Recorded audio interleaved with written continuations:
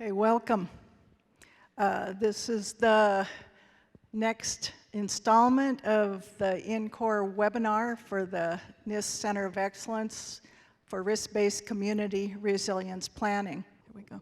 Okay, I'm Jamie Brown Cruz. I'm one of the co-directors of the center and want to welcome everyone here and everyone online. And we're going to spend the next hour or so talking about some of the newest developments that have occurred in the last few months with our center, and I want to share those with you. So I hope you find those as inspiring as we do. And so I'm going to take just a moment to introduce the NIST COE executive team. My compatriot John Vandelent is the other co-director from Colorado State University. I'm Jamie Cruz from East Carolina University, and the other team members are Jung Lee from University of Illinois, Urbana-Champaign, Dan Cox from Oregon State University, Shannon Van Sant from Texas A&M, Harvey Cutler from Colorado State University, Andre Barbosa from Oregon State University, Jamie Paget from Rice University, and Paolo Giardoni from University of Illinois, Champaign. Just a very brief rundown on what we're going to talk about today is we're going to really look at INCORE and the next-gen solutions that are coming from this. I think we're all familiar with the idea of risk-informed decision-making, and that is how bad can it get?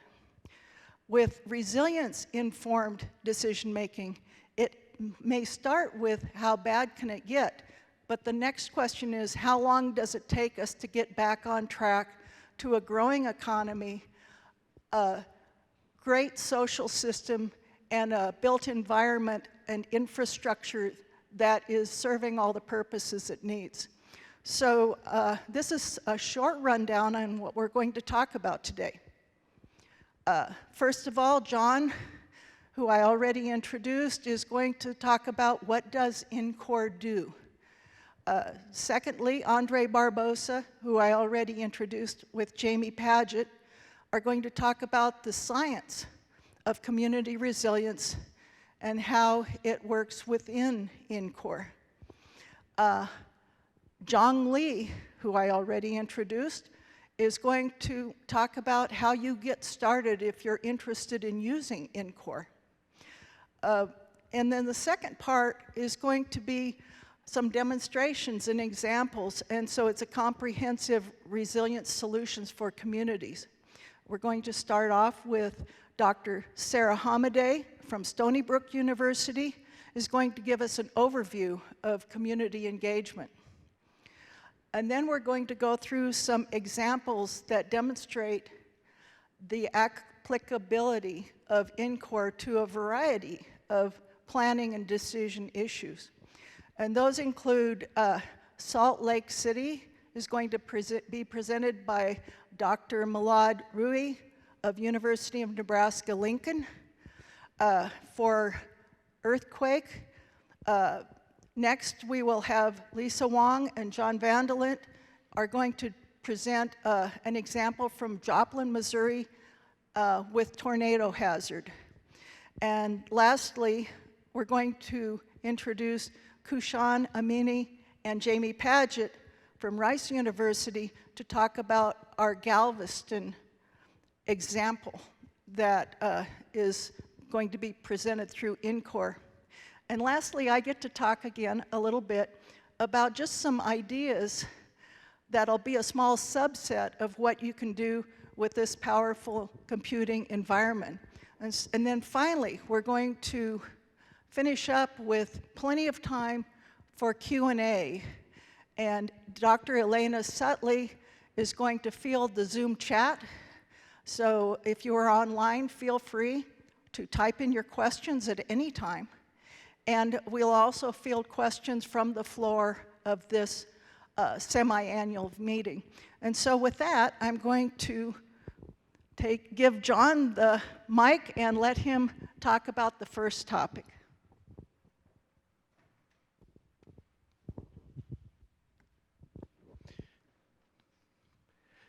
All right, thanks, Jamie. So what does NCORE do? Well, many of you have probably been on previous webinars, but some of you haven't. So I'll start with a quote from President Barack Obama, PPD 21, and it's the ability to prepare for and adapt to changing conditions and to withstand and recover rapidly from disruptions. And note the prepare, the adapt to changing conditions, to withstand, and the recover rapidly, and those are all the R's and the parts that make up a resilient community. So we look at 5 areas of community stability within NCORE, really 4. We don't focus much on governance stability, the 5th one, and the metrics that can be calculated are within those areas of community stability. Things like population stability, economic stability, social services stability, and physical services stability. If we think of the stages of resilience, we think of, and just using functionality as a simple example, of course there's N dimensions to the resilience problem, but looking at it in 2 dimensions, we start with a steady state for a community at stage 1. We have our hazard event, an earthquake, a tornado, a tsunami. And NCORE then operates, it models that, but it also then operates on that interdependent, interdisciplinary recovery and modeling that as we go through and calculating metrics in time. So we begin with an integrated community model, and that it requires building archetypes as well as electric power network, water network, the dependency matrices or relationships across those, as well as the transportation network. And you'll see some really interesting additions this year in those closing presentations that Jamie mentioned, as well as the economy, the model of the economy through a computable general equilibrium model. And then social institutions as well as households are modeled, and much of that is our data-driven models from field studies. So once we have that integrated community model, we can then look at the physical infrastructure, we can look at economic health of the community, as well as the social services that I mentioned. And this is done, you'll hear Jong Lee shortly talk about the cloud platform or the technology behind NCORE and how this can be done in your research or your community. And so we then model the damage and the loss and the impacts of a natural hazard, and then that multidisciplinary recovery that I talked about with fully integrated supporting databases. And of course, you can add your own database and create your own data sets as well that can then be put into NCORE. And the idea is then to look at alternative actions to enhance community planning, ultimately improving the resilience at the community level. So to go through this rather quickly, there's some very unique features of NCORE that we've been working on for a number of years, as many of you know, and that is that it's a computational environment. It's not necessarily just software, and so it's an environment. We have students now doing dissertations in NCORE. And it's also the resolution. It operates at the building and the household level, that detailed resolution where decisions are made. Network systems, water networks, electric power, and this can be done at the component level. It can be done with flow models or often more just a network model.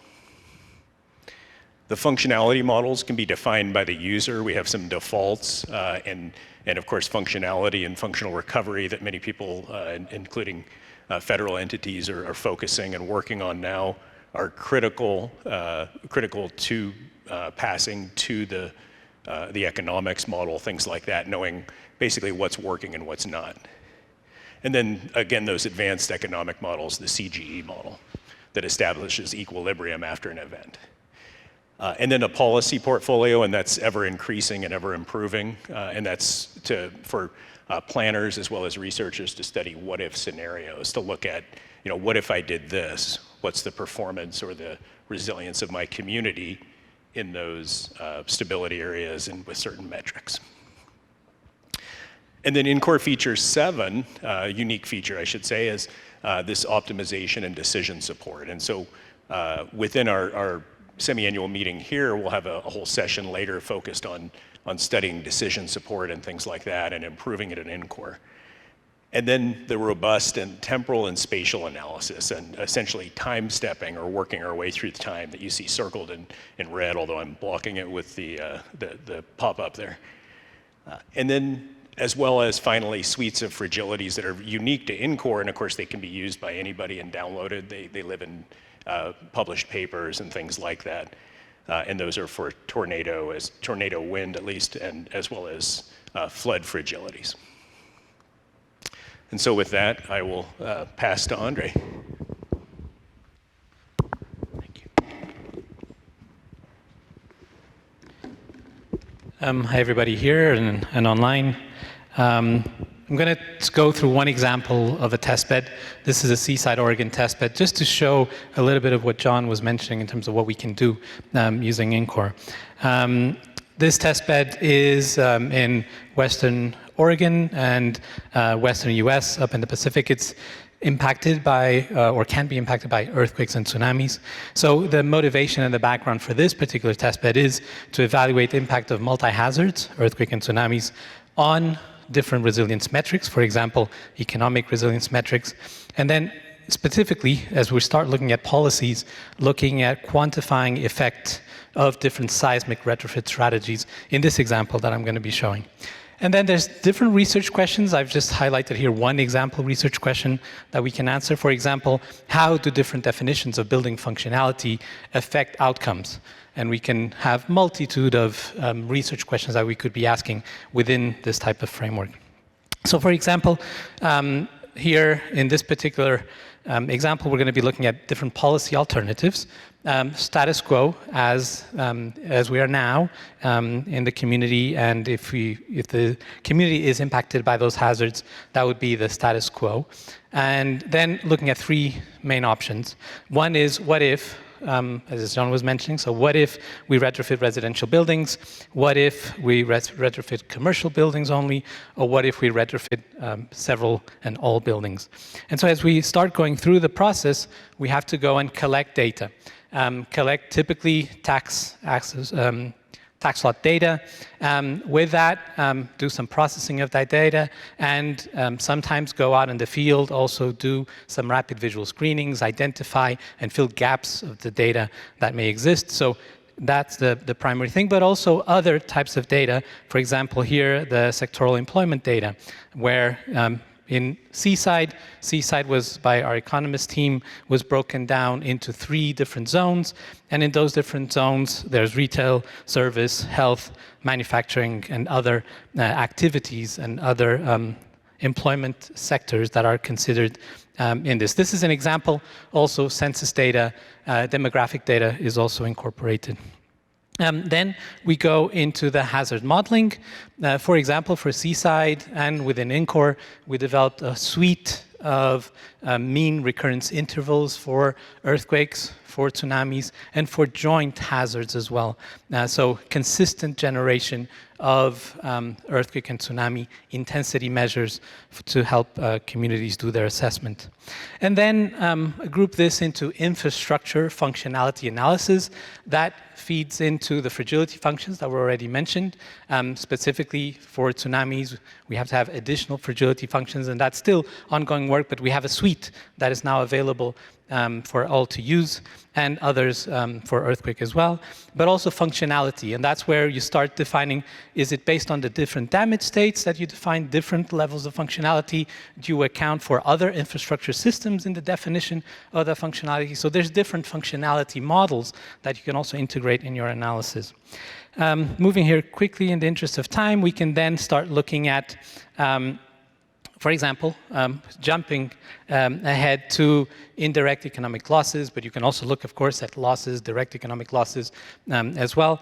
But you can start looking, okay, now just for earthquakes, just for tsunamis, or this combined earthquake and tsunami, here probably small, but those online may actually be able to see it better than those here. We're looking at 2 scenarios, and these 2 scenarios, 1 and 2, are using different definitions of functionality, so different functionality models. One, which is looking mainly, what if damage state 0 is exceeded, and the building maybe is not functional, and how is that being impacting the analysis, or what if it's above damage state 1? But the definition of those damage states can incorporate multiple infrastructure systems as we're defining them. And you can see then that there's, of course, impact based on those definitions on the functionality. So you have a multitude of solutions that you're looking at, and not just one, which a lot of the decision makers, if they see just one answer, they typically know, hey, something is off. I need to look at more. I need to look at what's behind these different options. And then start looking at housing sector, capital stock loss, for example, economic risk divided by per year economic risk, and start seeing when is the trade-off between what if you did just an earthquake retrofit solution, what if you're looking just at the tsunami hazard, or what if you're looking at both, and they're sometimes competing objectives that show up at different mean recurrence intervals, and so that helps make folks make decisions on those. Then we can actually bring this all together. Here is at multiple metrics. Our economics team worked on this work of looking at the status quo, and here I have option 2 and 3, looking at retrofit of commercial buildings in red, and in green, retrofitting all buildings. So you can look at multiple metrics, for example, domestic supply, total employment, average capital stock, local tax revenue, and real household income loss. For example, local tax revenue is one that we keep hearing, at least in the communities that we've been involved with, that is one of the parameters that they're really interested in understanding. Of course, there's others, social metrics and other considerations, but that's a primary one that many communities are making decisions on today. And so the type of analysis allow us to look at vulnerability of different economic sectors, and those depend also on the different zones that we're looking at. So that was just beginning to end here in very, very short time, but I'll just show you other examples of analysis that we can also do. We can do, for example, life safety risk, in this case for a near-field tsunami, where in one of the examples that we have, and there's a publication that you all can see, and there are notebooks available for others to use as well. We looked at impact of looking at day populations and night populations. So this is a community that has a lot of tourism, and so that's a key parameter they want to look at, but also the population changes drastically. So the outputs in terms of recurrence intervals and in terms of risk depend on those, and for those that are interested, we can look more into that. We've also integrated effect of earthquake debris on the life safety evacuation. So that's something that's a novel contribution that we've done with INCOR. There are folks that then take this test bed within the center and look at infrastructure and different infrastructure systems. So colleagues at Illinois and at Rice are looking at power and water systems, and they start looking at budgetary levels, different levels of budgets, and depending on the level of budget, of course, they can retrofit different amounts of the infrastructure system. But they're also looking at access to water. They're also looking at other metrics, not just budget, and that's something that we can do with using INCOR as well. More recently, starting to couple urban change models. All the examples I showed before, we're assuming that the urban model was the same, but of course, over time, our urban landscape does change, and so we've integrated this urban change model and do the assessments over time, accounting for different scenarios of urban change. To wrap up, just that we're making these data sets available, and the center was lucky enough to be awarded Design Safe Dataset Awardee for the work that we've done sharing. And Jamie, you're next. Thank you, Andre. All right, well, good morning, everyone. I have the pleasure to introduce the Galveston testbed to you today and represent the broad team across the center that's been contributing to this effort. This testbed was established several years ago to probe some interesting questions, but more recently also was added as a community engagement site. So I'll just introduce the testbed to you now, and you'll hear some more from Kushan later about how this work has been adapted and implemented within the community app as well to probe questions with our community partners. So looking at Galveston as a testbed, we're focused on the city of Galveston as a barrier island along the Texas coast, and that poses some unique challenges in terms of exposure to multi-hazard conditions from coastal storms. So the testbed was set up to test model integration, emphasizing these multi-hazard effects, to look at things like interdependence between buildings and power and transportation infrastructure, also to leverage historic social scientific data that was collected in the aftermath of past events like Hurricane Ike. That data can be used not only for verification and validation, but also has been used in some cases to develop empirically driven models that are tailored to this community. And we have a particular emphasis on looking at hybrid metrics of resilience, those that require coupling across these physical and social systems to look at recovery of communities. So just to highlight some of the types of data and models that you'll find within NCORE and integration that we've been pursuing, one would be to look at how we approach hazard modeling in NCORE for these coastal storms. And essentially, NCORE is set up so that we can leverage or ingest the output of high-fidelity storm simulations. These are those, for example, that have been computed through, say, coupled asearthquakes and SWAN simulations, and allow us to really look at these coupled wind, surge, wave, inundation effects on the built environment. Leveraging those, you'll see an emphasis in the Galveston testbed on multi-hazard impacts from these coastal storms. For example, you'll see some unique fragility functions for up to 19 different archetypes for buildings. These range from things like schools or critical facilities to residential structures. But look not only at individual hazards like the flood impact, but look at the combined effect from flooding, from surge and wave, and from wind damage. This allows us to look at more holistic spatial distribution of damage, but we can also start to probe what are the drivers of that risk in different regions. For example, in the urban core of Galveston, we see the drivers from the flood risk, and on the west end, we see the drivers from the wind-induced damage. We also take a similar approach to looking at components of infrastructure systems with an emphasis on those multi-hazard loads. So you'll find some unique fragility functions in NCORE that have been applied within Galveston for things like bridges or coastal roadways, considering inundation duration or other drivers of damage like relative surge elevation, and also components of power infrastructure and power distribution networks like poles, all the way to the household level. We're looking at NCORE at both immediate impacts and risks associated with exposure to these multi-hazard loads, but also longer-term impacts and recovery. One example that you'll find is a population dislocation model. This allows us to couple both an empirically driven social scientific model with models of damage to buildings so that in the immediate aftermath of a storm event, we can anticipate which populations have dislocated from the island and disaggregate those by social demographic characteristics. We also could look at network level impacts, either at an aggregated scale like the census tract scale or down to the household level. Questions like, are we connected between these households to critical facilities like hospitals or fire stations?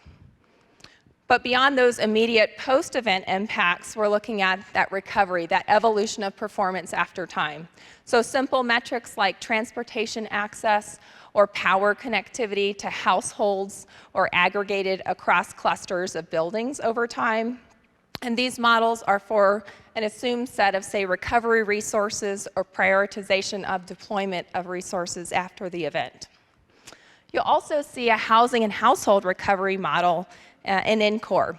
And this has been tailored and applied to the Galveston case where we're looking at housing unit allocation models, leveraging the output of those damage models to buildings, and more recently also considering the interdependent impacts of things like power loss at the household level. That housing and household recovery model looks at stages following the storm event of whether we expect people to be in emergency shelters all the way through permanent housing, and reflects the potential of failure of housing recovery. Again, with the potential to disaggregate these results to understand equity of impacts, whether it be from social or economic factors. And more recently, in the latest public release of Galveston, you'll find the computable general equilibrium model that has been built for the Galveston region. This allows us to look at things like sector-based impacts, for example, impacts on manufacturing or on tourism, but also to look at things like unemployment and how employment recovers disaggregated over time. So what are the types of questions that some of our research team are exploring, and in part influenced by some of that community engagement? Questions like the impact of coastal barrier systems. This has been a big discussion and debate along the Texas coast, ingesting and comparing resilience with different protective systems. Policy-related questions like building elevations or future building code shifts. The last example that I wanted to highlight that we have active research ongoing in Galveston is looking at resource deployment. For example, how can we optimally deploy resources to recover, or even questions like how can we prioritize to target equitable recovery of systems like power infrastructure. And with that, I'm happy to pass it to Jong Lee, who will help you look at how you can get started with NCORE and probe some of these models.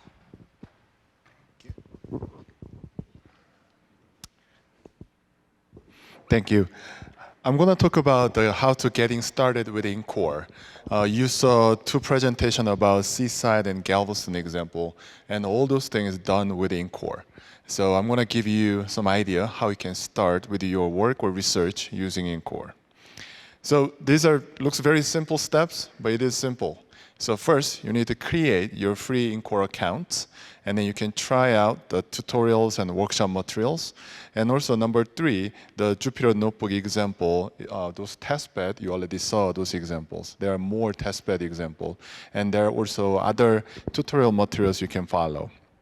And you can also ask this question to the community if you have any problem to using NCORE, or you have any problem to understand what the outputs and input data of NCORE. Obviously, here's a big assumption, as you know how to use a Python and Jupyter Notebook.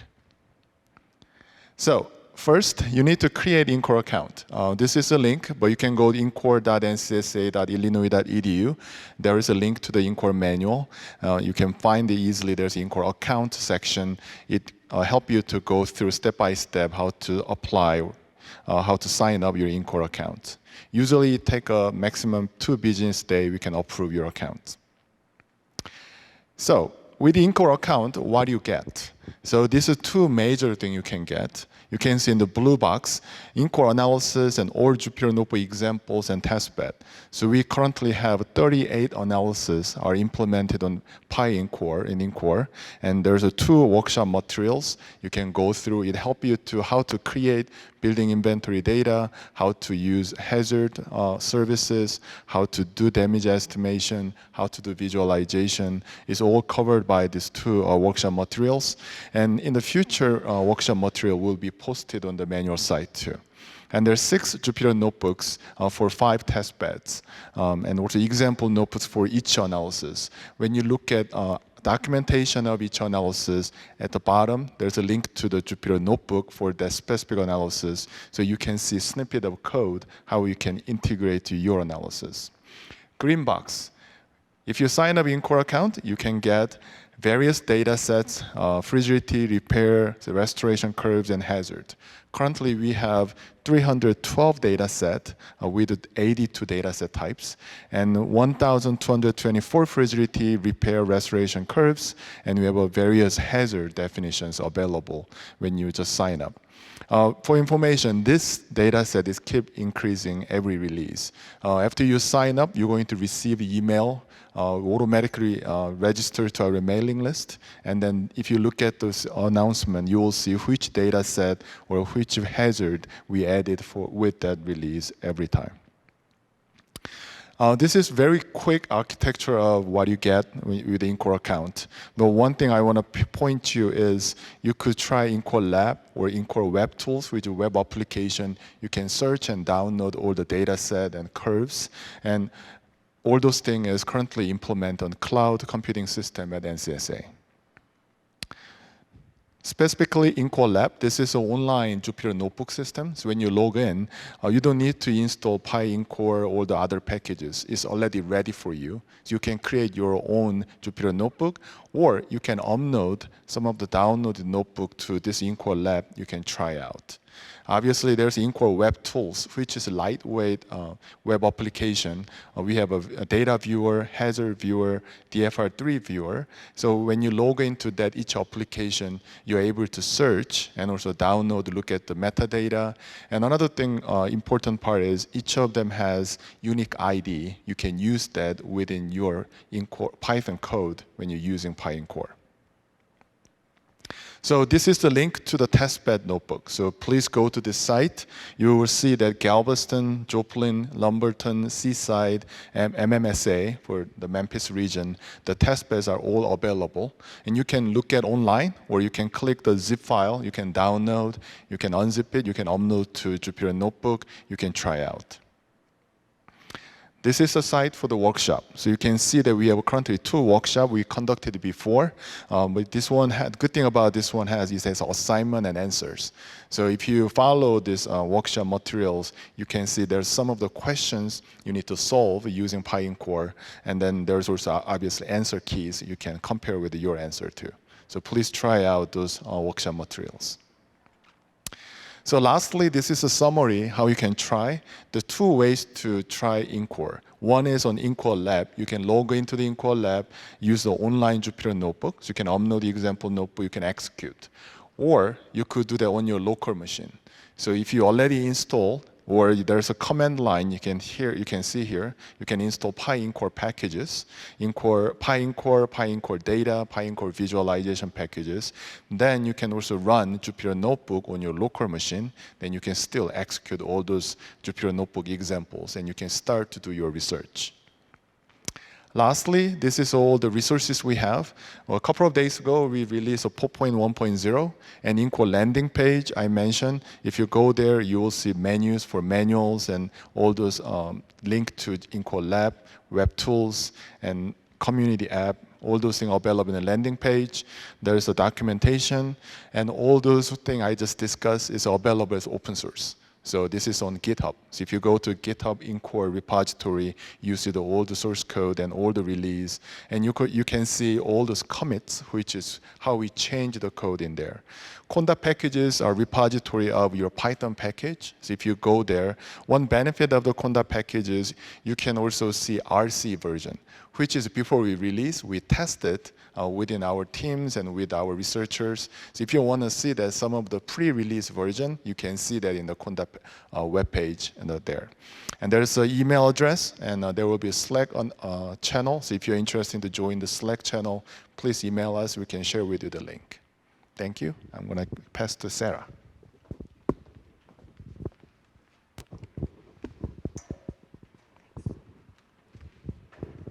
Okay. Hi, everybody. I am going to shift gears and talk a little bit about the side and aspects of INCORE that community users do see and get to use. How are we working with 4 partner communities across the nation: Galveston Island, City of Joplin, Salt Lake City in Utah, and Monterey County in California, to use INCORE outputs for planning and decision making? And there are at least 3 major ways in which we think different community users can benefit from using INCORE. Number 1, INCORE gives them this ability to reasonably estimate the impacts of a hazard on different systems. And really the important and novel thing here is that we have this connected and chained way in our models to show integrated impacts of hazards in these systems, from social systems to economic systems to physical and infrastructure systems.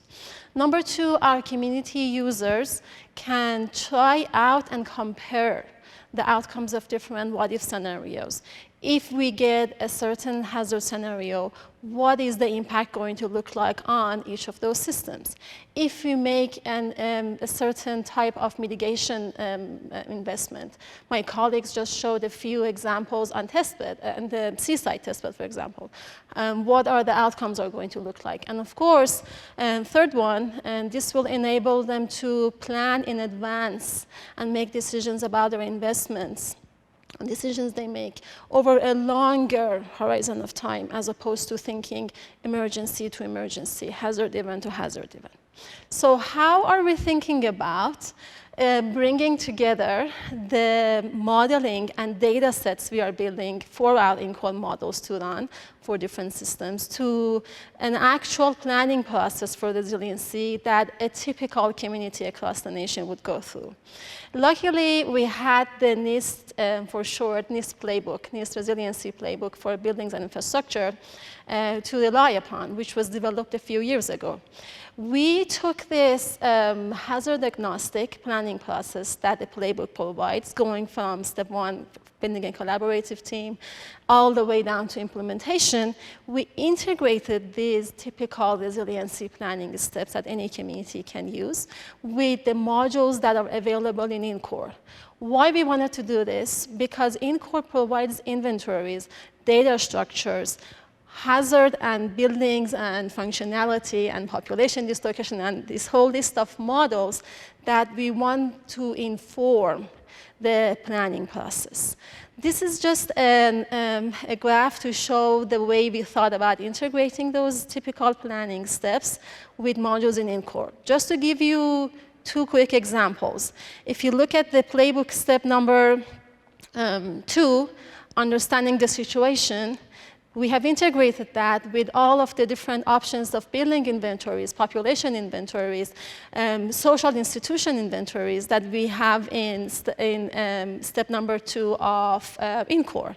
Community description, providing these different options of a status quo building inventory. Another example that one of my colleagues was showing versus 50% retrofitted versus types of buildings that would be retrofitted. Another example, if we look at the on the playbook steps, plan development for the, and also step 3, determining goals and objectives. We have this step 3 set of modules within INCORE that involves all of our models. Models that predict the impacts of different hazard scenarios on functionalities of buildings. Models that predict impacts of different hazard scenarios on percentages of different types of population within socio-demographic groups that would be displaced for periods of time. So we are pulling these model outputs from the modules that you have up there in the INCORE, amongst the INCORE models, and insert them into the planning steps. So planners are going through this process, and so to speak, they will grab these outputs and compare outcomes and make decisions moving forward. So let me show you how this integration looks like in practice in what we are presenting and using in our engagement with our partner communities. And before I do that, just to give a sense about who our partners are, you can see the 3 cities that already have the app up and running. We are also adding Monterey County app. This is the landing page when, so to speak, non-researchers, the community users, who are going to be emergency managers, floodplain managers, urban planners, land use planners, the IT and GIS specialists, public works specialists in cities. We have built, we have asked them to sign in and create INCORE accounts. When they log in, and this is what they see the app. Now, the integration of those planning steps with the outcomes of INCORE look like this. The app that they see is designed to be a whole full planning process set of steps, not just limited to the inventories and the models in our INCORE modules. So what we have done is we have created this system, and this is where all of the bringing in, for example, of the hazard scenarios or different types of building damages or different kinds of models, all of that happens behind the scene. What the community users see is this choices that would get within the app, and I will show you some examples of that.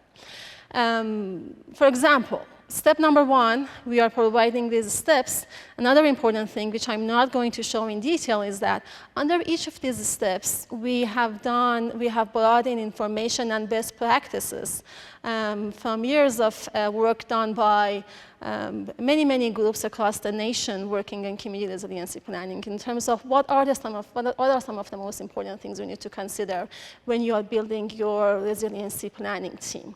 All of those best practices are here, and in addition to that, there are places and formats for this team, local team, to track their record, to track the progress they are making, to share new inputs and decisions that they are making together.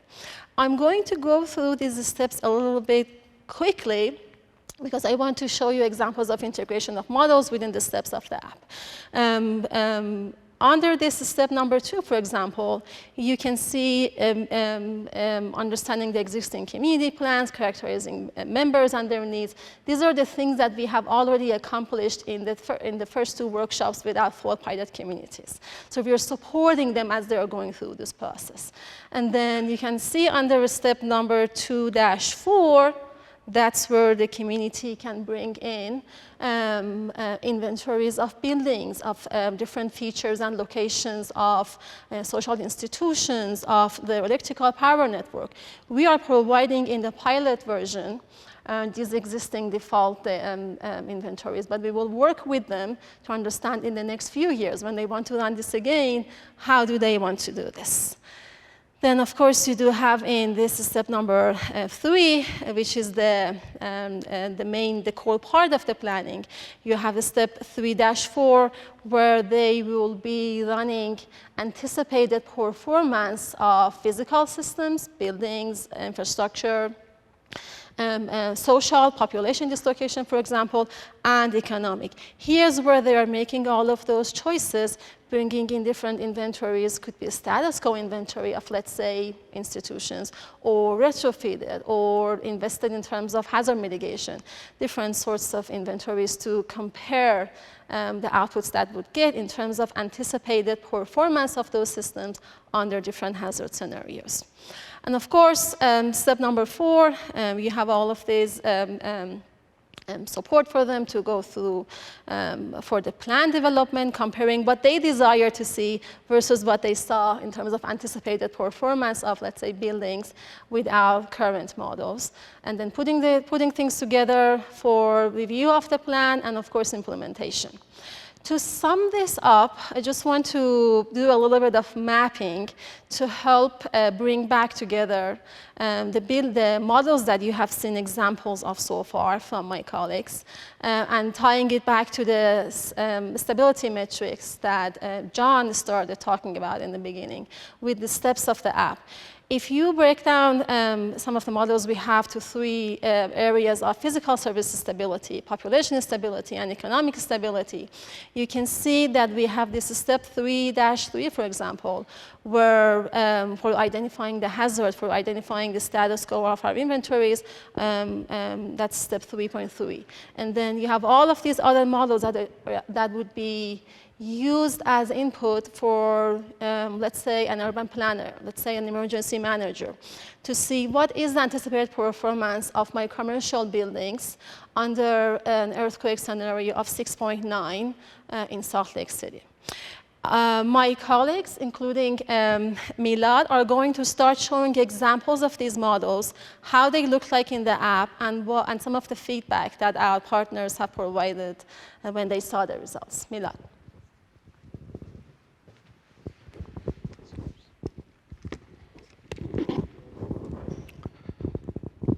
I will talk about multidisciplinary seismic resilience modeling and community app for Salt Lake City, Utah. Salt Lake City is located along the Wasatch Fault, which is Utah's most active fault and has a population of 1.18 million with about 284,000 buildings. The Wasatch Fault, as you can see in the picture, extends about 240 miles from southern part of Idaho to central Utah. And it's a normal fault. As you can see in the right side of this slide, those pictures shows that this fault, the valley side of this, the community drops down relative to the mountain side, and it can create damaging earthquakes, which could be in the magnitude of 7.6, and it is crucial to develop a multidisciplinary seismic resilience model for this community to ensure readiness for earthquakes and prepare mitigation actions. We have partnered with social and economic scientists, and we have developed multidisciplinary model for the community in terms of the built environment, including buildings and substations, and also social and economic models. To show you the process for seismic resilience modeling, we start with community data in terms of built environment, social systems, and economic systems. Then we perform seismic hazard modeling by defining hazard parameters, hazard region, hazard model, and also the intensity of the ground motion to obtain the seismic scenario. Then, using the information from first and second step, we perform a probabilistic fragility-based analysis to obtain damages for interdependent buildings and electric power facilities and estimate the probability of exceeding different damage states. Also, to perform functionality analysis, we need to define the interdependency between buildings and substations and run functionality analysis. We define a building to be non-functional if the building experiences high level of seismic damage or it experiences loss of power due to damage to substations. The results from step 3 and step 4 are used for social and economic impact analysis using population dislocation model, housing recovery model, and also economic model using computable general equilibrium or CGE model. Then through this process, we can estimate multidisciplinary resilience metrics, including physical metrics, social metrics, and economic metrics. To show you more details about hazard modeling in terms of shake, we use model-based earthquake attenuation models. There are different models available in INCOR, for example, Chu-Young's 2014 NGA model, which can be used for the purpose of generating scenario earthquakes. To show you an example of a scenario that we created, we selected the epicenter of the scenario earthquake at the epicenter of 2020 Salt Lake City earthquake. And in the right side, you can see an example of a scenario earthquake in terms of the PGA or peak ground acceleration distribution for an earthquake with magnitude 7.2.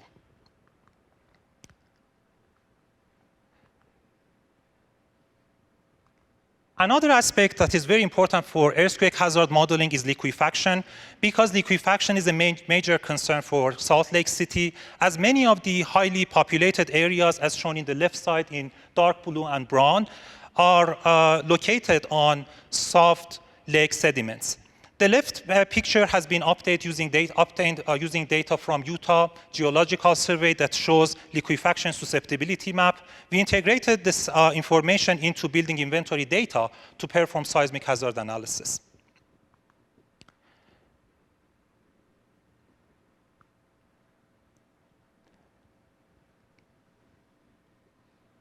Then we partner with the community to develop an app for Salt Lake City.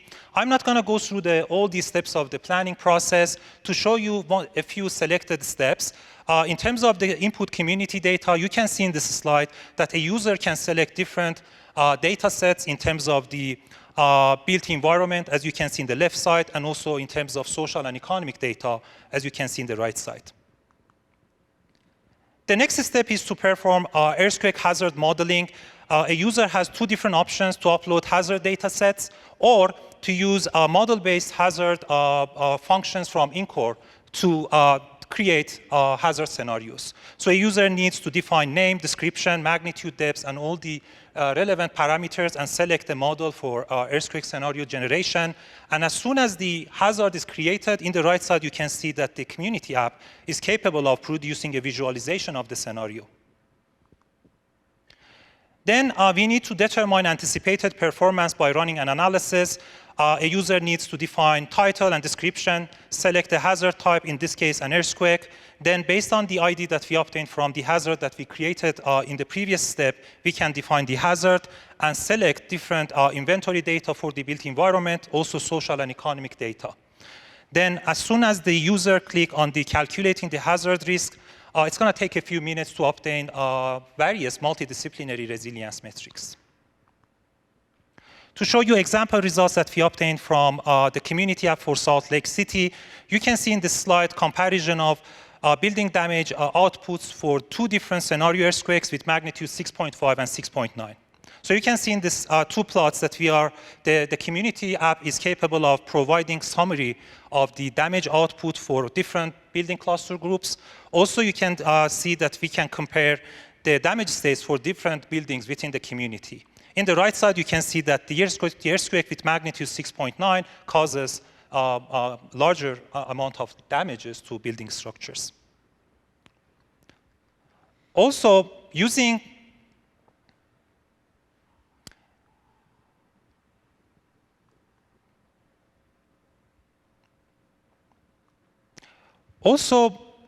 the community app is capable of providing a summary table in terms of number of buildings that they experience different damage states, including insignificant, moderate, extensive, and complete.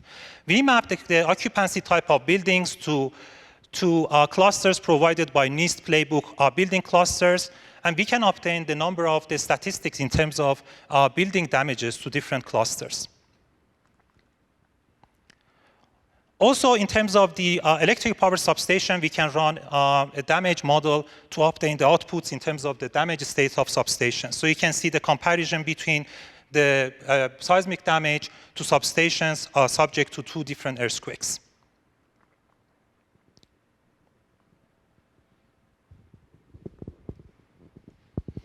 The next step is to perform building functionality analysis. We have two different options to summarize the results.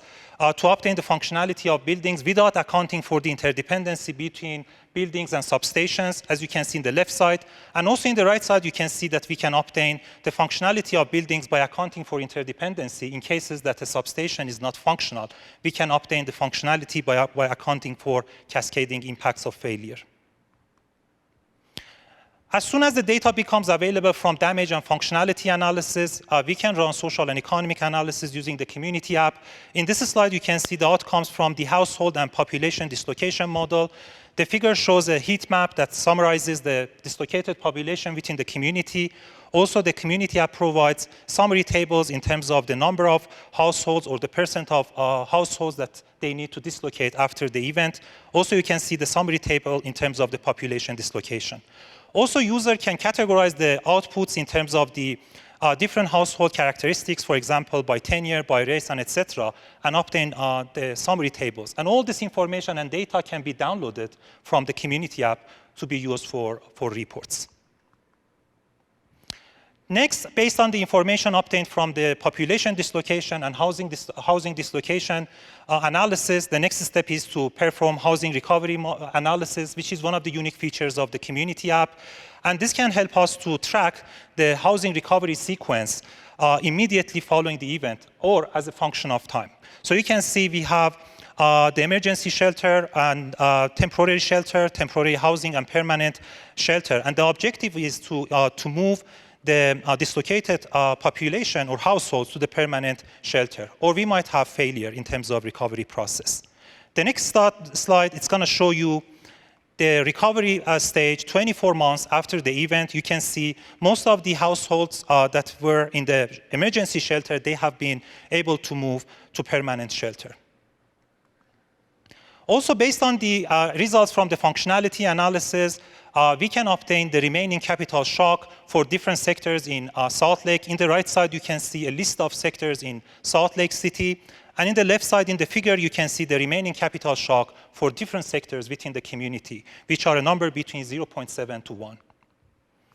Based on this information, the economic model can be run to obtain different economic metrics, including employment, household income, and also domestic supply. I'm not going to go through all of those metrics, as you are going to hear from my colleagues, Lisa and Kushan, about other metrics, and I'm going to only focus on employment.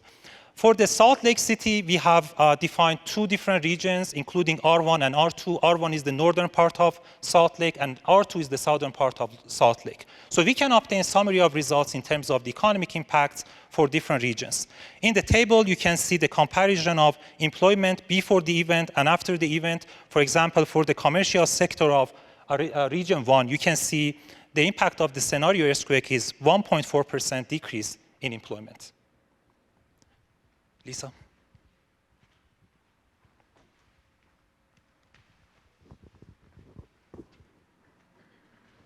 Okay, I will take over and introduce, Joplin Testbed, Missouri, Multi-disciplinary tornado resilience models and the community user app. So as you may know, in May 22nd, 2011, an EF5 tornado hit the city of Joplin, Missouri, and caused 161 fatalities and more than 1,000 injuries, which is the costliest single tornado in US history, associated with $2.8 billion loss. Therefore, the city of Joplin was usually selected by many researchers to perform community resilience assessment under tornado hazards. So for our simulation, our built environment include more than 28,000 buildings and also electric power network. So for our power network, we have substations, wooden poles, transmission lines, and distribution lines. And we also have socio-economic environment with more than 50,000 population and more than 23,000 housing units. And I will present with a couple of examples of what we have done so far for Joplin Testbed. And since most of the community user app for the Joplin Testbed was based on the first example, which I will mostly introduce, and I will also briefly mention some of other examples we did for the Joplin Testbed and which may be considered to be integrated into InCore or InCore community user app in the future. So the first example is called a multidisciplinary disruption assessment. So for this example, we examine the effect of a tornado damaging physical infrastructure and the effects on the population, housing, and the local economy. And the figure at the left-hand side shows the framework. So we start from the independent community modeling, including physical environment, economic system, and the social system. And then applying the hazard model and the fragility functions, and we can perform the functionality analysis. And we have building functionality due to building damage and or electric power. And then link it to a typical dynamic computable general equilibrium model, CGE model, and also a social science model, population dislocation model. And finally, we can get multidisciplinary community resilience matrix. For example, for the physical service matrix, we have percentage of buildings functional due to damage and or electric power. And for the economic stability matrix, we have demand supply, employment, and the household income. And for the population stability matrix, we have household dislocation, and it can be tracked by different housing unit characteristics, such as tenure status, race ethnicity, and household income. So the figure at the left-hand side shows our Joplin built environment. So as I mentioned, we have more than 28,000 buildings with a full site of 19 building archetypes, such as residential, commercial, and social institutions. And we also have the housing unit inventory. So we have household from 1 person to 7 person, group quarters, and vacant units. And for the hazard model, we can provide 2 options. So the first one is 2011 Joplin tornado handcast based on the field investigation. And the second one, we can develop the idealized tornado simulations from EF0 to EF5 based on the historical tornado events from 1973 to 2011. Then let's move forward to talk something more about the Joplin app. So starting from the hazard, as I mentioned, so this is our first example, and we have 2011 Joplin tornado handcast. And this is another example of our idealized tornado scenarios. And after running the building damage model, and we can estimate the number of buildings estimated damage at different damage levels. And we can also visualize it using the map. So if you can see the figure in the middle, you see some red areas, so that means a lot of buildings are falling within the tornado path.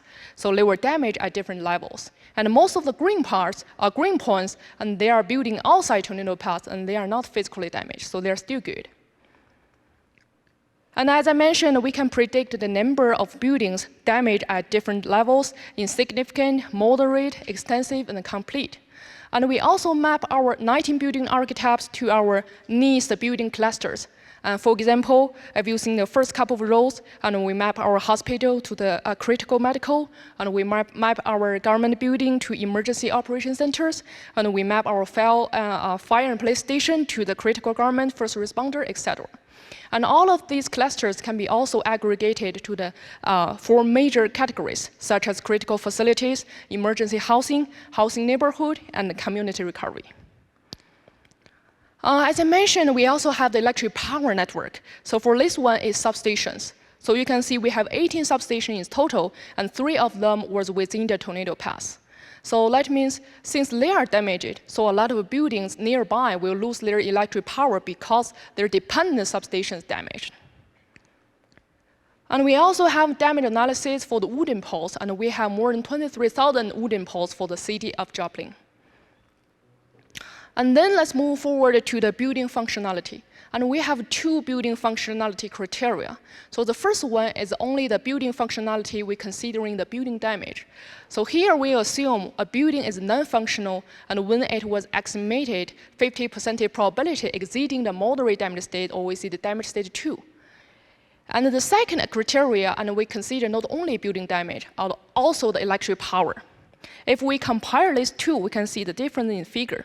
So for this one, we can see we have a much larger red areas. So that means some nearby buildings, even though they are outside tornado path, they are not physical damage because they lose electric power due to their dependent substation damage. So we still consider they are non-functional. If we can check or compare the percentage of also the number of functional and non-functional building when we consider the building damage with and without the power loss. So we can see the number and also the percentage of non-functional buildings will be greatly increased when we considering the building damage, also including the power loss. And we can also predict the household dislocation. And for example, we can predict the number of dislocated household. And I mentioned we can predict it by different household characteristics, tenure status, risk ethnicity, and household income. And for example, for this one, it's by the tenure status, whether our household, they are owner-occupied, renter-occupied, nursing facility, or some other group quarter, or even the weekend units. And we can also provide the household housing recovery model. So that means we can provide the household housing recovery time and the sequence. So throughout the times. So that means we can see when our household they can get the permanent housing from emergency shelter, from temporary shelter and temporary housing, finally move into the permanent housing. And also we have a possibility for them to experience household recovery failure. And for the economic model, so before the CGE model, we need to develop the sector shocks. So since tornado damaged the buildings, so therefore the building capitals would be reduced accordingly. So therefore, when we aggregate the building capital remainder to the sectors, it will cause the sector shocks to the CGE model. And we have 6 sectors in total. So we can see the goods, trades, other, depending on the utility of the buildings. And the housing survey, HS 1 to 3, depending on the appraisal values of buildings. And for the CGE model, and we have 3 major economic resilience matrices, such as domestic supply, employment, and household income. And as my colleague Milad says, and I will mostly introduce one of them called the domestic supply, and 2 of my colleagues presented or will present other 2 resilience matrices. But all of our 3 have the full economic resilience matrix. For example, for this one is domestic supply. So we can predict the domestic supply before and after, or we see the GDP before and after tornado events. And it can be tracked by different sectors, goods, trade, other, HS 1 to 3, as I mentioned and explained it earlier. And then, And then I will briefly introduce some of other examples, as I mentioned earlier, for what we have done for the Joplin testbed, and which may be considered to be integrated in the community user app or the InCore in the near future. And the second example, since right now we have ability to perform the multidisciplinary community resilience modeling, so the second example is about the aggregation of multidisciplinary community resilience goals. So we develop a multidisciplinary community resilience goals targeted for routing levels, design level, and stream levels of tornado events. And then we de-aggregate performance targets for individual residential buildings and determine the percentage of buildings that should be retrofitted to community-level resilience goals in terms of physical, social, and economic matrix. If you can see the figure in the middle, we can see how we randomly retrofit our buildings from 0% to 40% to 80% as example. And the table shows the results. For example, in order to achieve goal A, and around 34% of residential buildings need to be retrofitted. And my next example is about improved school designs and social service stability. And here we first proposed a different design combination for reinforced masonry high school building specified for different performance levels. And then we integrate the developed fragilities into community resilience modeling and check the effect of improving school designs on maintaining school continuity and avoiding dislocation for school children. And for example, we developed these different design levels for each major primary structural and non-structural components, such as windows, external walls, structural roof, or roof cover.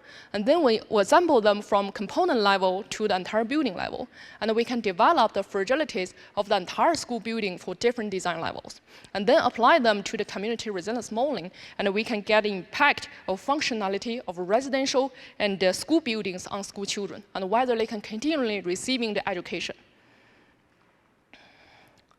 And my next example is about the residential recovery, and the pre- and post-event policies. So for this example, we develop a methodology based on a multi-layer Monte-Carlo simulation to model a two-stage recovery process for residential building and due to delays and repairs. And we assemble them, and then we can predict the time needed for all the damaged residential buildings and to fully repaired. And based on that, we propose a set of policy combinations, such as mandatory building retrofits, relaxed building permits, hire more inspectors, waive bidding rules, and high financing. And based on that, we can quantify the disaster recovery of residential building impacted by pre- and post policies. And my last example is about commercial recovery resource portfolio. And first, we develop the resilience resource portfolio, such as business revenue, personal savings, insurance, SBN loans, even donation, etc., and use them to support our commercial building recovery. And then we perform the commercial building recovery assessment, and finally, we can calculate recovery resilience matrix for building clusters. So then I will pass it to my colleague, Kushan, please. Thank you, Lisa. I am representing a broader testbed team and will show some of the works related to Galveston testbed. And also we'll go through the community user app for the Galveston. You already became familiar with the Galveston testbed in section 2 of this webinar presented by Dr. Jamie Paget. I will not repeat them again, but for conducting the analysis and getting the outputs, we need to first define our testbed. Starting from the hazard models, INCOR is set up to use the outputs of the state-of-the-art hazard models, and for the Galveston region, we are using the coupled version of ATSIC and SWAN softwares, which basically gives us the intensity measures that serve as input to the rest of the models. We also have a building inventory for the Galveston with more than 29,000 residential structures with 17 different building clusters. And then we go to this infrastructure side that we have over 15,000 distribution poles and 8 substations located within the island. And here is the transportation network for the Galveston testbed with over 600 miles of roadways and 13 bridges. Now that we defined our testbed, we are ready to see some of the results based on the models that have been implemented and developed for the region. Starting with building damage. Here you can see the damages, distribution of damage state levels for different type of hazards in the island. Starting from upper left, you can see the results for flood event. And the damage state levels are from 0 to 3, which represents insignificant damage, moderate, extensive, and complete. On the upper right, you can see the same results for the wind, and in the bottom left, you can see the results for the surge wave. And we also have the combined version of the damage states in the island, which basically is the maximum damage state level for based on each, considering all of those considering all of those hazard types. So you can see how insightful the results could be, and the concentration of the damages are in different parts for different hazard types. Going to the infrastructures and starting with transportation, here you can see the roadway and bridge failure probability based on fragility models that have been developed for them. And we are also considering the distribution of the debris and the impact of the debris on transportation network. So coupling those two together, we can have an updated probability of failure for our transportation network.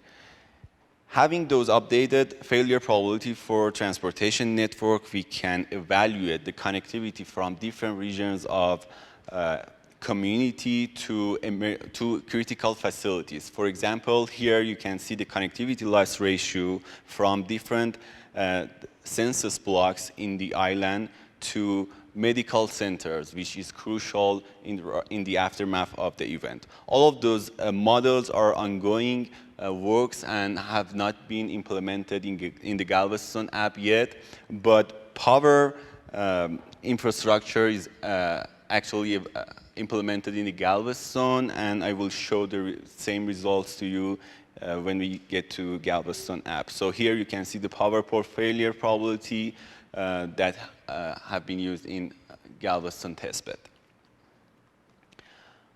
Up to now, I only showed the damages happening to built environment and did not go beyond that. However, when we want to evaluate the resilience of the community, we need to go beyond risk assessment and also considering the recovery procedures.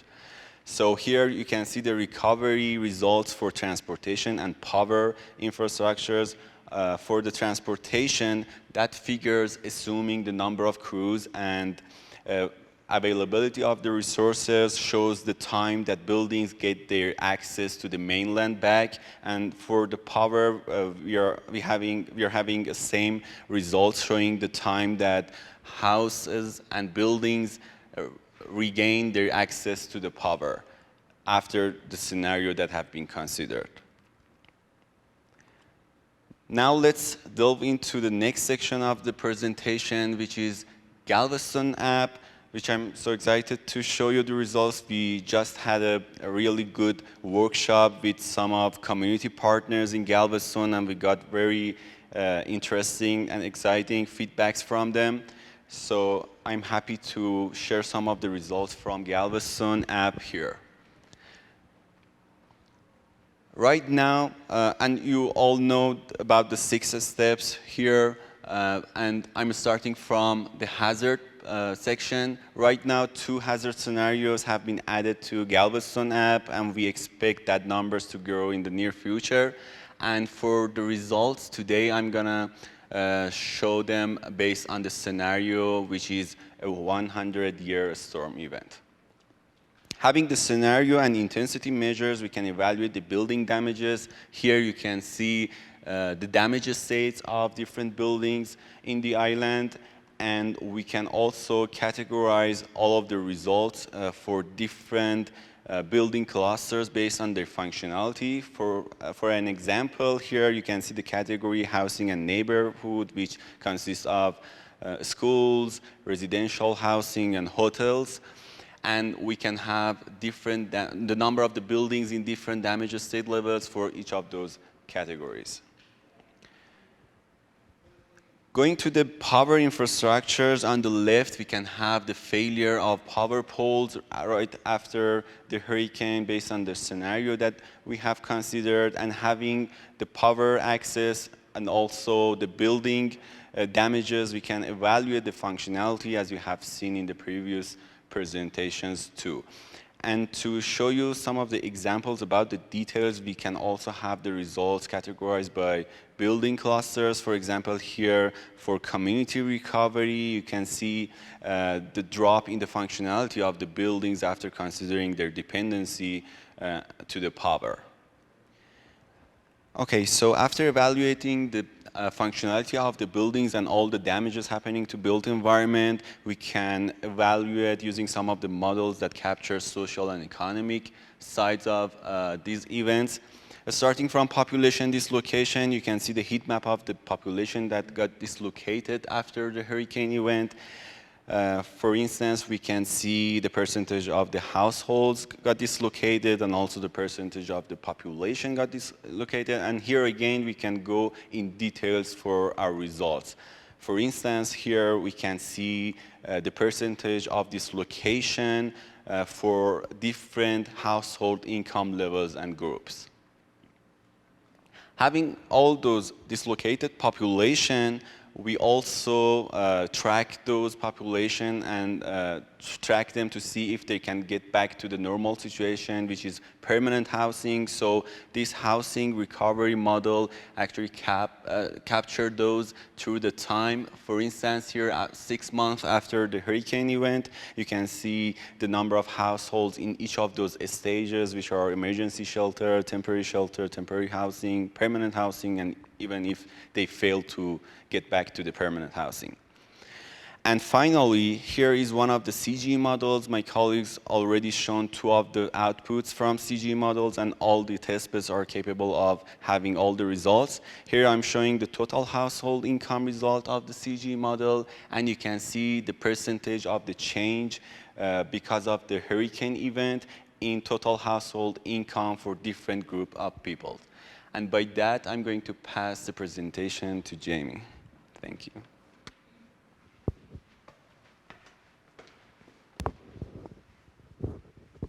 Okay, I want to commend all the speakers for doing a really good job of maintaining time constraints on them. So I'm going to finish this. Okay, so you've heard a lot about the tremendous scope and capability of this computing platform. And so what I want you to do, and I hope you are inspired by this, but I also want to ask you to think about how you might use this, because that is the end result. And so, and one of the things I do want to point out is you've seen lots of economic variables and certainly measures of functionality in the buildings. But all of this is really keyed to the population, because if all of these pieces don't support the population, then the community would not be successful and resilient.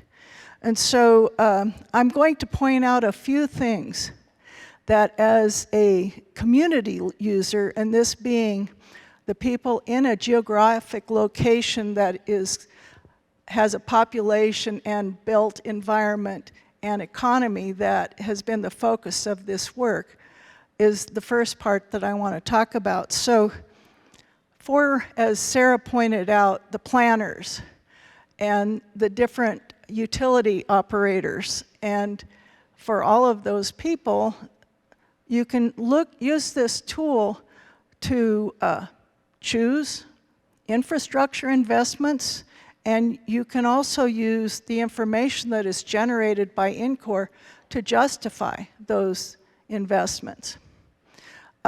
You can, as a community group of decision makers, you can identify the priorities for recovery that are the most efficient and effective. You can understand mitigation changes, and we've seen changes in building codes and zoning and how that might affect in a what-if scenario for different levels of hazard. And one of the things that I think is really important about this is from a community perspective,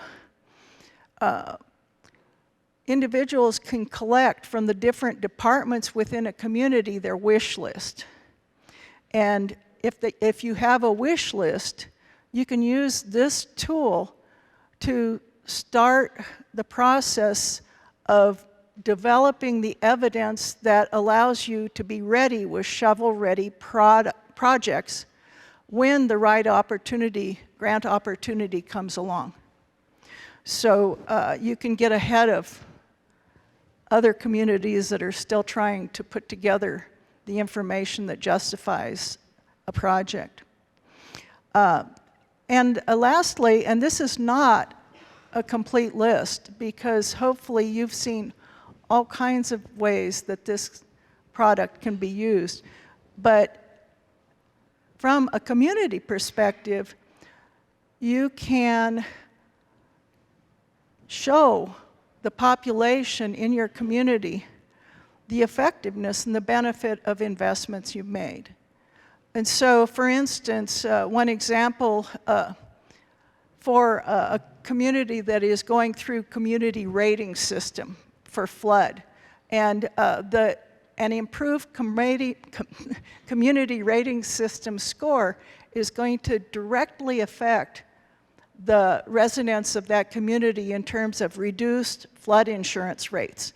So it is a public investment that has tangible private benefits. And so this tool could be used to do that kind of an evaluation.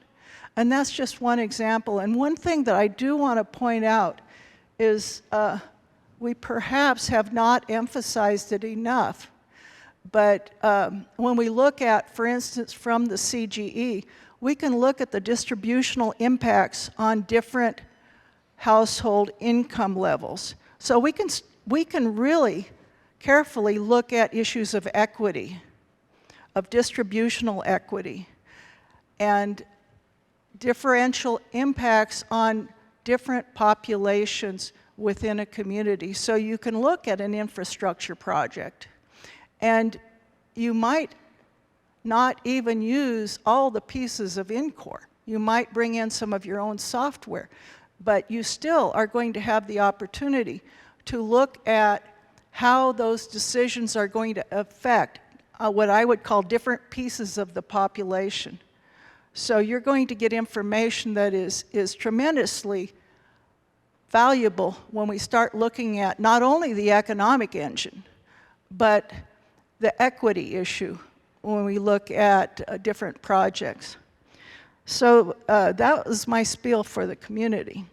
Now, this particular tool is vast, but it's not finished.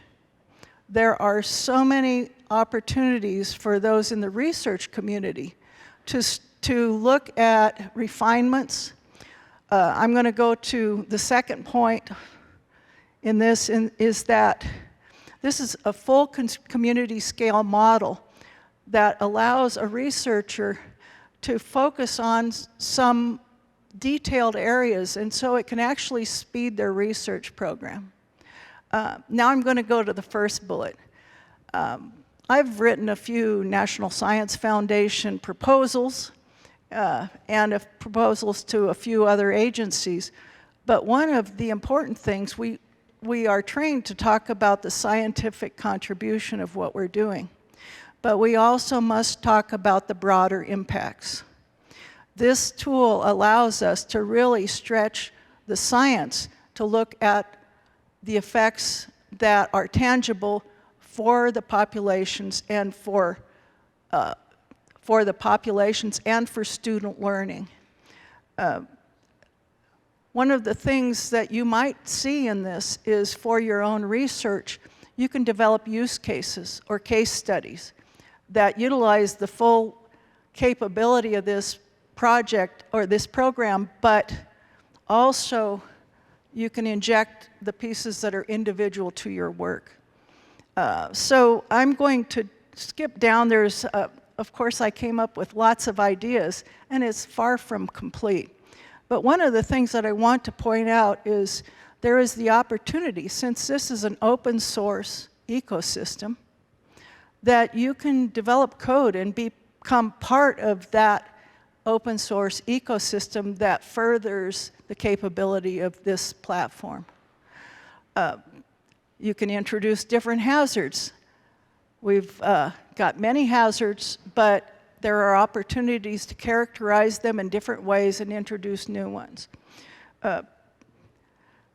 One of the things that as researchers it is important to us to identify the refinements that are advancing the science within our discipline. And so you can embed those methodological advancements within this framework and look at what the impacts might be. You can introduce data from other software, and you can define new performance metrics. We have performance metrics in this, as John pointed out, for those 5 stability areas. But within that, we do have some metrics for equity, but there is room for many other metrics to be introduced in that area. So with that, I'm going to say, I hope you are excited and inspired about what has been presented today. And we're going to open it up now for, we want to acknowledge our funding source in NIST in 2 financial awards. And also want to open it up for question and answer. We have Dr. Elena Sutley that is looking at the chat. And we also are going to open it up for from the floor. So with that, I'm going to say thank you, and I'm going to let John have the microphone, and then we'll take Elena and let you start the questioning. Awesome. Thank you so much to all of our speakers. This is Elena here. If you have a question online, please enter them into the question box in the Zoom window. And in person, we'd love to take your questions as well, and we'll give priority to those online. And so that you all know, this webinar was recorded and will be posted on the center website, resilience.colostate.edu, for later and continued viewing. While a few more questions come in and while our panelists go up on the stage, I'll share that it's always so impressive to see everything put together. And today, April 27th, is always a special day for me too. This is the 12th year anniversary for the superstorm of tornadoes that came through Tuscaloosa, Alabama in 2011 when I was a grad student at the University of Alabama. And so it just really reminds me how impactful the work being done here truly is and can be. I've answered a few softball questions in the Q&A online, and I've saved all the hard questions for our panelists to answer live. No, I'm just kidding. But the first question we have, this is for John or Jamie, and Sarah, you may have something to add here as well, but Kim asks, are the outputs geared for lay people, like local government, to read and use, or does it need a technician or expert to interpret? So yeah, great question, and I think the reason that question perhaps came about is because we're showing a lot of scientific content, the science behind NCORE, but then we're also showing the community apps. And so the short answer is it's intended for communities, or as the as it was put, the layperson, but so not necessarily the scientist, but a planner or somebody that would know. Would be able to look at it and say, that output is geared toward them. Now, the community apps are, they're specific to communities, but we're working very hard right now to generalize that so that there'll be a base model that really any community can just put their data in a particular format, and then it runs and it gives a certain output. And then if they want to customize, then that requires a little more work. Thank you. Jamie, anything to add? Or? And that question was answered or asked very early on too, before a lot of the app was presented. But there's a related question. I'll jump to it. And I think it's 2-part. This is probably for Sarah, but Jamie or John, you may have something to add too, and that's, is the Community Resilience Planning app publicly available? Is there an opportunity for researchers outside of the center working with communities or just other communities who may be interested to use NCORE? Is there an opportunity for them to use the app and take advantage of its interactive features with NCORE? At this moment, the users who are in one of our 4 pilot communities, Galveston, Joplin, Salt Lake City, Monterey County, those individuals sign up for accounts, they have access to use the community user app. And then I'm sure there are plans for after this pilot is finished, we want this app to be used by a wide range of community users in many different communities. And I know there are plans in the works for providing this access beyond these 4 pilot community users. Yeah, maybe I'll add something and then pass to you, Jung. So, yeah, and there is definitely, through something we didn't talk about, but through the NCORE Foundation that's being formed, a nonprofit, there will be, at least beginning about next year, these more generalizable versions of the app. At least that's what we're working hard toward, and so those will get pushed out to the public. Jung? Yes, I think quickly add the current community app. Under the hood, there's a lot of modeling effort happened. So in other words, the community app looks very similar looking. However, behind the scene, all the science are customized for each city. So in order for a city to use the community app, the modeling effort needs to be done first. And then we bring those front end and visualization to enable the community planners able to use those things. So there's some steps we haven't showed to you, but definitely we may be thinking about some demo site that people come and just play with it.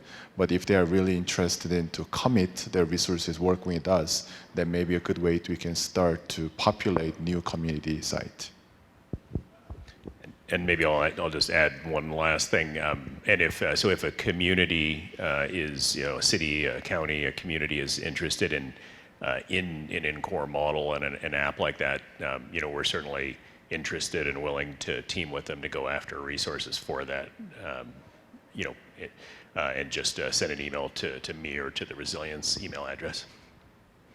All right, thank you. I've got maybe a follow-up question. It's 3 parts, and so John and Jong, you're probably the people who will want to answer this. So is the NCORE modeling framework only available offline? Is it possible to use NCORE to process or simulate near real-time data online? And what options are there for incorporating external data sets within the framework? I think that it depends on what kind of real-time data. So currently, we do not have actually hooked to any real-time data out there. For example, ground shaking information or any earthquake happening right now. However, we could definitely be able to bring. We had experience to work with some shake map data from USGS, actually getting those data from the web. We can bring into the NCORE analysis. We've done those efforts, but we don't have any officially supported hooked to the real-time data yet. And that actually, whoever asked that sounds like a great proposal to somebody to do that and couple it with NCORE. So yeah, we'd love to work with you on that, or you do it. So. Very nice, thank you. Okay, here's maybe an easy question that, John, since you have the mic, you can answer. Could a community also be a geographic region or economic region?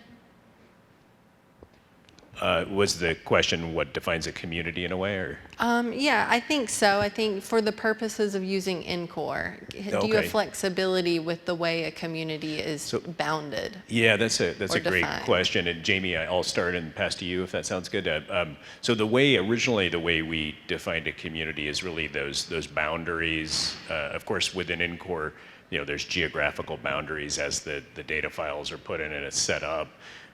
Those can certainly be, porous in the sense, and we have some models like that where you can have the effect of, say, a electric power plant that's outside of the boundary. If that goes out, things like that. But it's really, the way we originally defined it is the region or size at which decisions are made, so decisions to affect and improve community resilience. I would say that's probably still a reasonable definition, but Jamie? Yeah, there are many definitions of community that I've learned that have been introduced, and the one from graph theory is the one that I just heard about, but I think for our purposes, the only limitation is sort of how large is the data. And maybe John can answer that, but I see no reason why we shouldn't be able to model a region.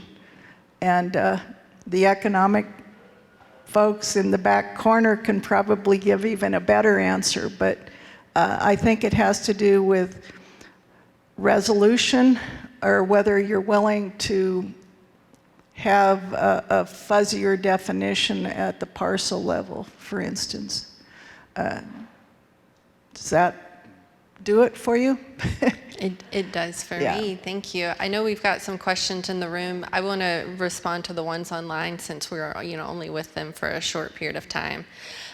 So this question, Sarah, you might want to start, but actually I bet many of you have responses to it. So could the panelists share some experiences on providing digestible inputs for local actors to buy in their decision making? So having some successful examples or challenging experiences will be beneficial. So just to summarize the question, they're asking for examples of the information that we have shared during the workshops, for example. Yes. How is, what did you do that made things successful, and then what kind of maybe lessons did you learn that this was a challenge or that created challenges when you tried a different tactic? Okay, I think when we were going through this process of development of the app, going from the in-core versions of our models into the community user app, there were many back and forths and conversations across our team in terms of how the results are looking like. Is this format even intuitively understandable to people who would have different sorts of responsibilities and expertise within communities?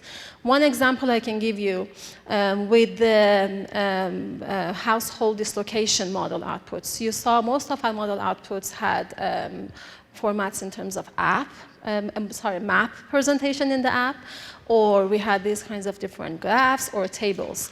One of the things that I thought was pretty successful in terms of presenting these results during the workshops, during this third workshop with communities, was coupling different visualizations of our outputs. We had some very exciting conversations in Galveston, for example. People were looking at our community partner members, were looking at types of households, let's say biracial ethnic categories, that are going to be displaced for certain periods of time. And they were asking all of these questions about, okay, can you also factor in different, of course we can factor in all kinds of like breakdowns, or let's say, can you tell us by disability what is the percentages of anticipated dislocated households?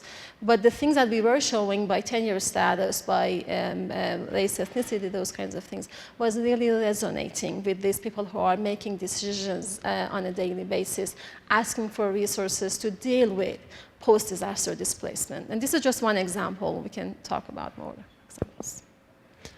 Thank you. Oh, go ahead, John. So I was trying to get Lisa to do this, but I'll do it, Lisa. So if you we did have an interesting experience with. There was a tornado. Many people may be familiar with an EF4 that struck Mayfield, Kentucky, in December of 2021, and we began a longitudinal field study just looking at physical damage in that case, at infrastructure damage. And one of the things we were contacted by the planner that was in charge of the recovery process for the city of Mayfield, and we explained what NCORE was. This was through their connections with our Texas A&M planning team, at least some of the planners at Texas A&M.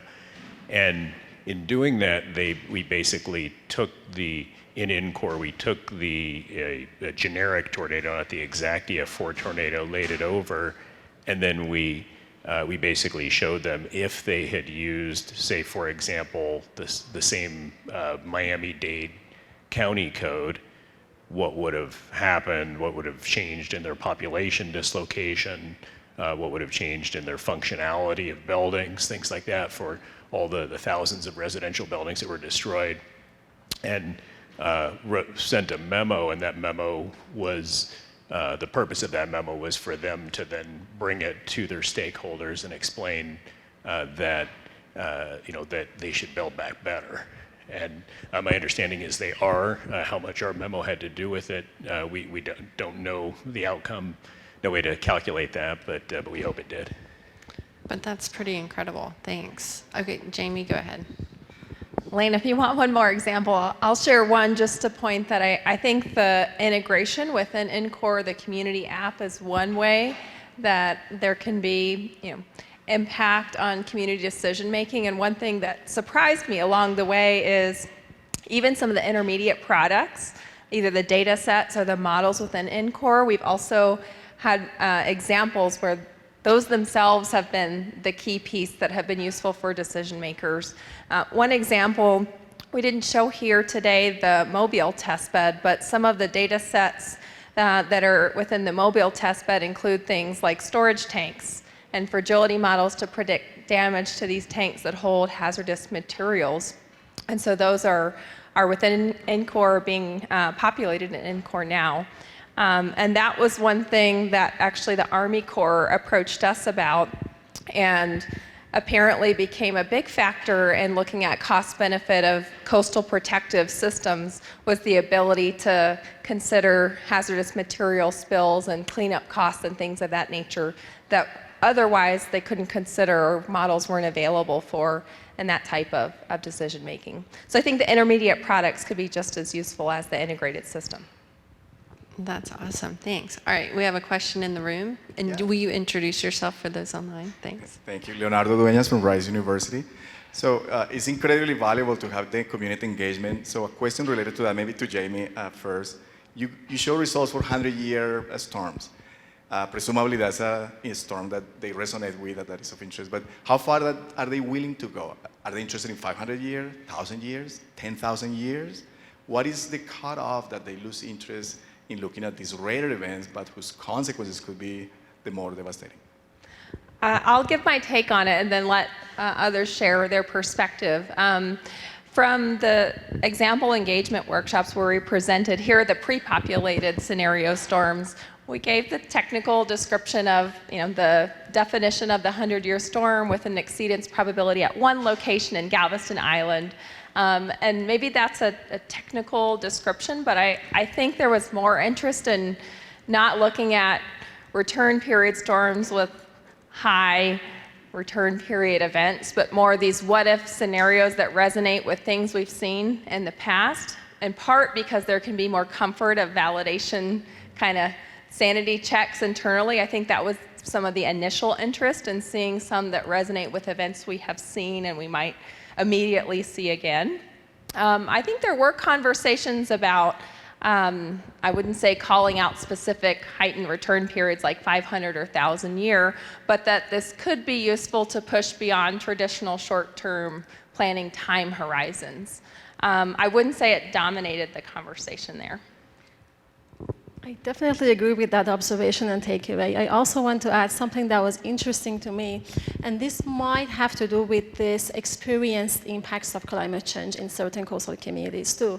When we had the conversations in Galveston showing different hurricane scenarios, one of the things that was brought up a few times was that can we also see building damage, functionality, predictions, so on and so forth, for more recurring, smaller flooding events that they are experiencing more of because of partly because of climate change. And that was very interesting. And because we have this other pilot community, Monterey County in California, that is also something that's coming up with them. Yes, we are going to have earthquake and wildfire, but one of the major things that they are concerned about and they want to use INCORE app to make decisions for are the smaller flooding events, which also has to do with the whole sea level rise and erosion that they're experiencing. Awesome. Okay, I've got a few more from online. One person asked, I noticed that governance stability was a core metric mentioned, but that this piece was not operationalized in the models, or at least what was presented. So if it wasn't is this planned? Is it operationalized already? Is it planned to be operationalized if it's not already? And if so, can you provide some details on how you plan to pursue that part? That's fine. At this point, we recognize the importance of governance stability, but I don't think there is a plan to produce those metrics. So I would say that is an opportunity for someone that engages in our open source community to really think about what that means. Now, there are some definitions out there that could be implemented. I don't believe that there is a plan to implement them at this time. Yeah, and I'll add and confirm, as your co-director, I don't think we have, even though the center's large and over 10 years, we don't really have the capacity to do that. I think in a way, political science, governance is in a way probably its own center someday, perhaps. And so, just as a reminder, to the audience that, I mentioned at the very beginning that feature one or unique feature one, that INCORE is a computational environment. And so like Jamie just mentioned, somebody could go in and say, okay, I think you could do that now. You could say, well, assuming this, this decision is made, and then the model will propagate. So you could do that. The problem isn't in those assumptions. And so if those break down, which, we know politics is kind of, very simple, and but so if those break down, which they will, then it becomes very hard to have confidence in the model. So that's why we've left that one out. All right, thank you. I've got one more online, and many of you can probably answer this. So please share in this response. But how does INCORE fit in with NIST's Community Resilience Planning Guide?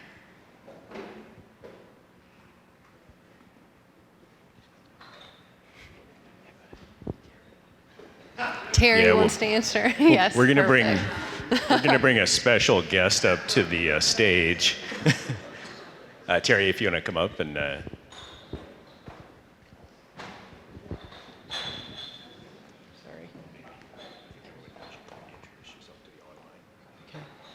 Yes, hi, sorry. I'm Terry McAllister from NIST, and I was part of the team that established the Community Resilience Planning Guide.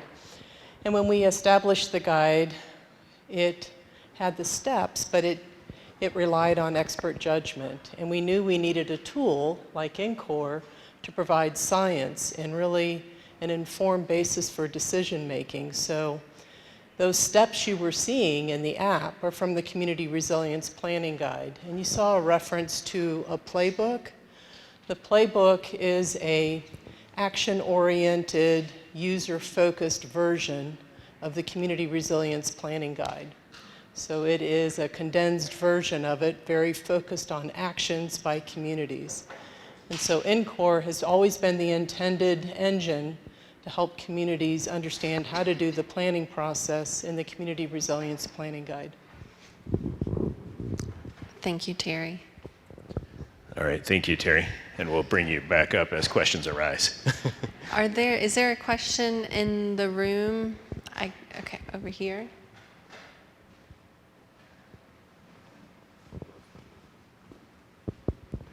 Thank you. So I'm Himadri. My question is to Professor Jamie Paget. So my question is, when you were considering transportation network, do you consider to work on how the food supply chain is going to impact it in the initial stage of the natural disasters? Or did you plan to work The on fuel it? supply? Yep. Yeah, really good question. And no, these models do not explicitly account for fuel availability. We have intermodal networks that look at things like it could be liquid bulk, it could be fuel, and things that are coming through terminals and how they're transported through surface transportation or rail, but not explicitly then the coupled interdependency on fuel availability, on people's ability to drive their vehicles in a flow-based model. So that'd be a great addition. Thank you. And my next question is to Dr. John Lee. So when you were uploading the data set, or some user is uploading the data set, is there any possibility we can have a option to include the data description, for example, in column basis? So for example, when I'm downloading a data set from INCORE, most of the time what happens is I don't know what that column means. So it happens a lot because each individuals have his own style of inputting the data set, and it's really hard to understand what column means what. Yes, I think that's in our roadmap, which is called semantic services. What it does is, maybe you notice each data set has a data set type, which is a very unique key, like a building inventory version 7, something like that. That key tied to semantic service, which provides you description of schema of your data. So we already have in the prototype, we have not pushed it to the service yet, but it will coming on this year. That's great, thank you. All right, I've got another question online. Jong, this is probably for you. Does the INCORE platform provide an interactive GIS interface to introduce optional locations for critical facilities and their connectivity to other sectors for what-if scenario analysis? So maybe the first part for Jong and maybe other parts for others. Yeah, regarding GIS interactivity, currently INCORE itself, you can use PyINCORE, which means you need to interact with a Python. So we support some of GeoPandas or other GIS library you can use with a Python. So through that, you are able to manipulate, visualize on the Python. Also, all the data we have is geospatially enabled data. You can bring that into your ArcGIS or QGIS. You are able to use that GIS application to have some interactivity. And currently, community app, we already built some of the online mapping and interactivity as some limited capability for help to decision maker to interact with the input and output, but that's the only through the web application we have. What's the second part?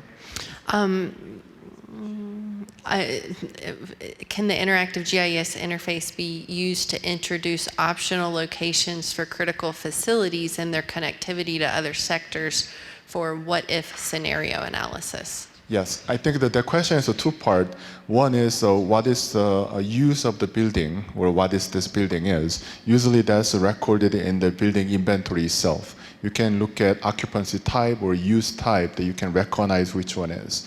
The next question is more hard question about dependency between system. For example, power and then buildings and things like that. Currently, we do not have a methodology to identify the interdependency. However, we have a way to describe interdependency by users or who create those data right now. And maybe I'll just add something, and Jung, you can correct me if I'm stating this wrong, but there's definitely a way, at least students and postdocs using INCORE are able to go in and build data sets from scratch if they want, or they can modify existing data sets for some type of improvement and then rerun and do a comparison. So that's definitely possible. And then I think, do you want to mention, like, if they wanted to, say, put that data set into INCORE, that's a little different? Yes. So if This is commonly happen when we work with new analysis, because people develop new analysis algorithm. Definitely there's a new input data set, new output data set. So through the process, we help them to define what those things are. And when this defined, you can upload the data set to data service we have, and you are acquired that will share with other people too. All right, thank you. So Malad and Kushan, when you were presenting, you shared summary tables where different identity characteristics could be filtered, including race and ethnicity and income.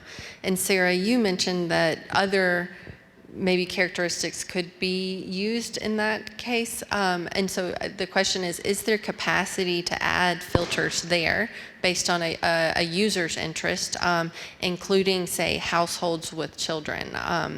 So there's really important recovery considerations for children. So just wondering if that's possible or in the works.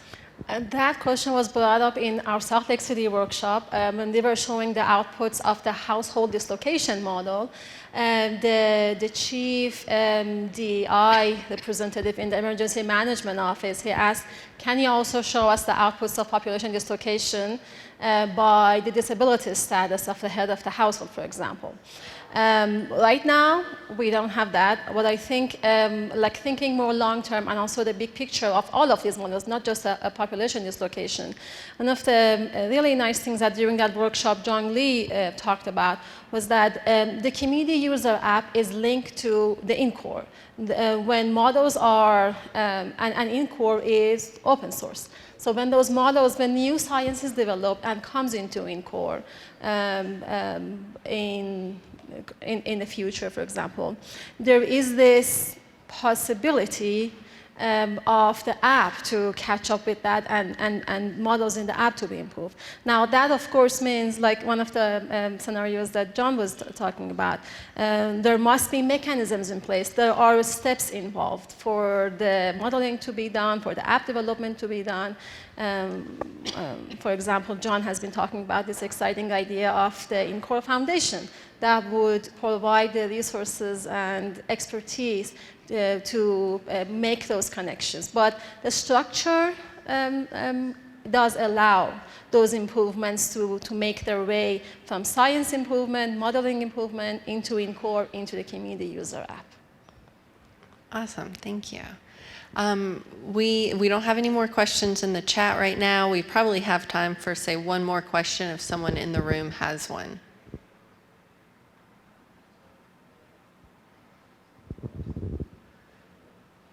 All right, well, it's just 2 minutes to the top of the hour, so I think we can call that a wrap. And we'll let y'all send us off. Okay, well, first I want to thank everybody, all the presenters for the webinar, and all those of you online for the great questions and the good questions in here. And again, if you have any questions about INCORE, you want any information, please email the email on the slide, resilience@colostate.edu, and that'll get directed to the right person, and we'll get you some answers and some information. And so with that, we'll close the webinar and the Zoom at this point. Thank you.